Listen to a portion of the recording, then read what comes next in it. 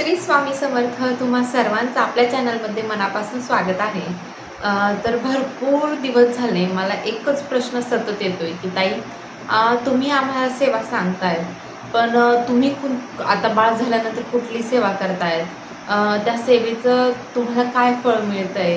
किंवा तुम्ही महाराजांच्या सेवेत येऊन तुम्हाला काय अनुभव आलेत? भरपूर असे अनुभव आहे आणि मेन म्हणजे मी काय सेवा करते हे सगळं आज मला तुमच्यासोबत शेअर करायचं आहे. कसं होतं ना, कधी-कधी आपण खूप सेवा करतो, पण ती सेवा दाखवल्या जात नाही.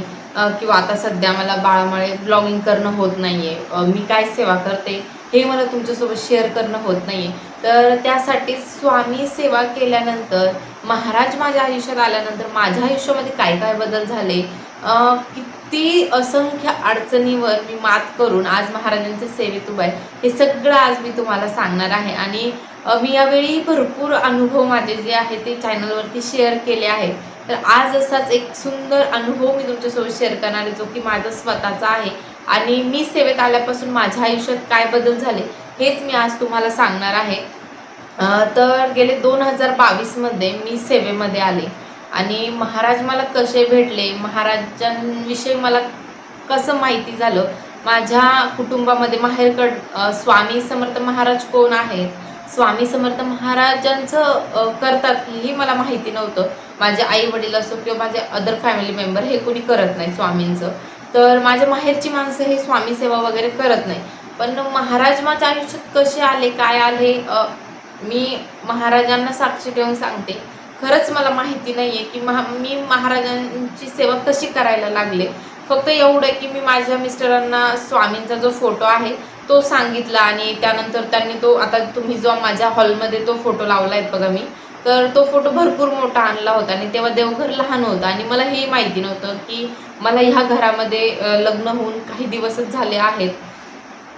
तर मला महाराजांची सेवा या घरात स्वीकारतील, कारण की आमच्या ज्या घरामध्ये सगळा वारकरी संप्रदाय आहे.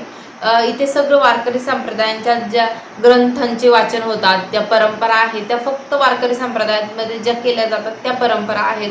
आणि जी माझी आजी सासू आहेत त्याही वारकरी संप्रदायामधल्या आहेत. तर त्या सगळं म्हणजे आमच्या घरामध्ये सगळं वारकरी संप्रदायाचं वातावरण होतं आणि त्यामध्ये मला महाराजांची सेवा करू देतील का, स्वामी समर्थ महाराजांचं यांना चालेल का, असे बरेचसे प्रश्न माझ्या मनामध्ये होते.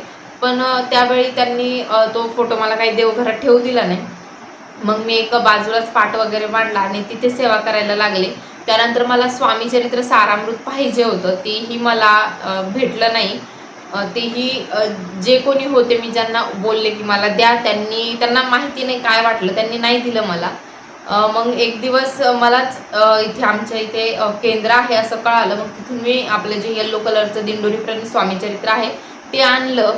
पण त्या अगोदर मी 11 गुरुवार केले होते. जेव्हा माझ्याकडे स्वामीचरित्र पुस्तक नव्हतं, तेव्हा मी आपलं मोबाईलवरती गुरुपीठ त्र्यंबकेश्वर म्हणून ॲप आहे, तर त्या ॲपवरून मी 11 गुरुवार केले होते आणि त्याचंही महाराजांनी मला भरभरून फळ दिलं होतं.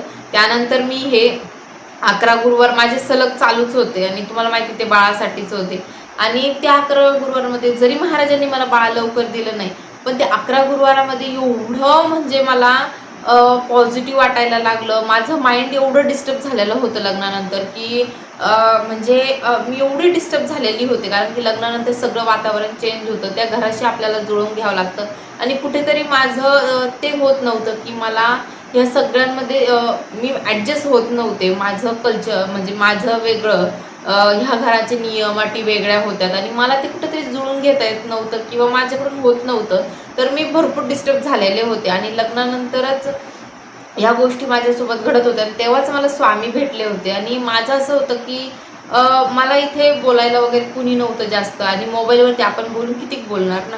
तर मी असं होतं की मला कुठेतरी रमायचंय किंवा मला बाहेर जाऊन काहीतरी करायचंय, जॉब वगैरे असं माझ्या डोक्यामध्ये होतं.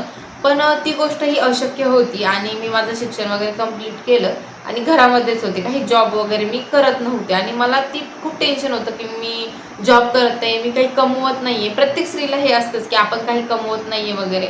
आणि मला असं होतं की मला गुंतायचंय कुठेतरी, म्हणून मी स्वामी सेवेत आले होते आणि महाराज मला तेव्हा भेटले.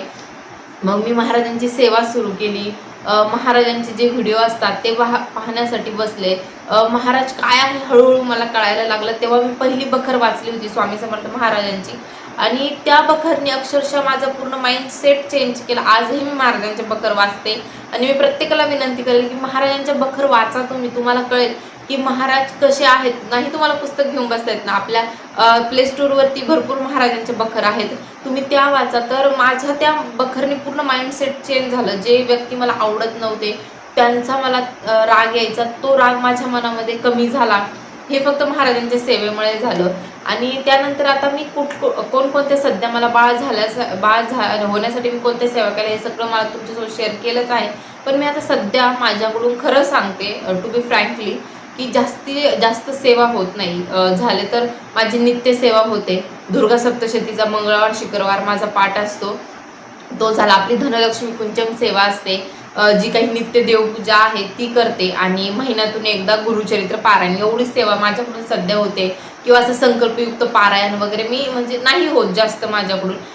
प्रत्येक गुरुवारी मी भरपूर सेवा करण्याचा प्रयत्न करत असते, पण कधी कधी बाळामुळे ते अशक्य होऊन जातं. एखादं व्रत वैकल्य केलं की ते खंडन पडतं मध्ये. का तर आता संध्याकाळी माझं वैभवलक्ष्मीचं व्रत चालू आहे, तर तो व्रतामध्ये खंडन पडतं की बाळ रडतंय त्या पूजेच्या टायमाला, आणि मी बाळाला सोडून त्या व्रताकडे लक्ष देणं म्हणजे हे नको वाटतं मला. त्यामुळे कसं होतं ना, की मी आता सध्या ज्या काही सेवा माझ्या चालू आहे तर त्या चालूच आहे. आणि हेच छोटे मोठे महाराजांचे अनुभव आहे.